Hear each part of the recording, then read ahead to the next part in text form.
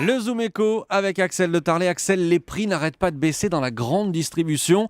Alors c'est une bonne nouvelle pour nous, pour les consommateurs, mais pour les grandes surfaces, elles se retrouvent un peu désarmées face à cette baisse. Exactement. Alors l'INSEE vient de publier les chiffres des prix pour 2014. Les prix ont augmenté en moyenne l'an dernier de 0,5%. Mais si on regarde dans le détail, les produits alimentaires ont reculé de 0,6%. Vous avez même les produits frais qui ont baissé de 4%.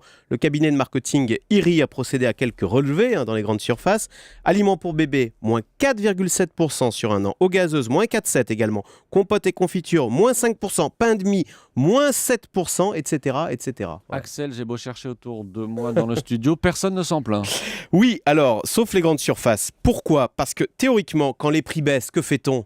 On achète plus. Oui, Mais là, non. Les prix ont beau baisser, les clients n'achètent pas plus. Au contraire, ils les achètent moins. Ah bon ? Pourquoi ? Eh bien, parce qu'on a changé de logique. Ça s'appelle la déflation. On se dit, pourquoi se précipiter pour acheter ? Puisque les prix baissent, autant attendre la semaine prochaine. Le pain de mie sera encore moins cher. Et du coup, nous n'achetons plus. Et le problème, c'est que ça, c'est une spirale mortifère. Car que font les grandes surfaces ?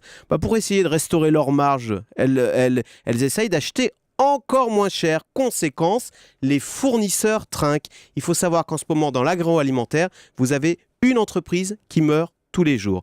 Alors, vous voyez, on voit là avec la grande distribution, c'est un laboratoire de ce qu'est la déflation.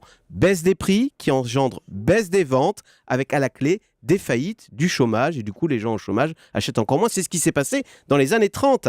Et la crainte, c'est que ce scénario qu'on observe dans la grande distribution, c'est que ce scénario ne s'étende à toute l'économie française. Et attendez Axel, comment est-ce qu'on sort de ce piège-là de la déflation ? Alors, même si ça peut sembler déroutant, il existe une recette, il faut prendre le mal à la racine, il faut faire remonter les prix pour que les gens se disent vite. Décider que les prix remontent. Voilà, il faut comme ça les gens vont se dire vite, il faut que j'achète mon pain de mie avant qu'il ne soit plus cher.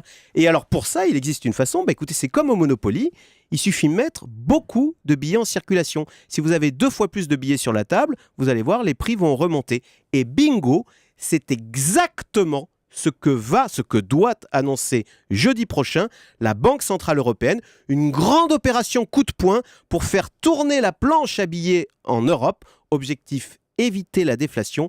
Donc rendez-vous jeudi prochain avec cette réunion très importante, cette réunion sauvetage de la Banque Centrale Européenne à Francfort.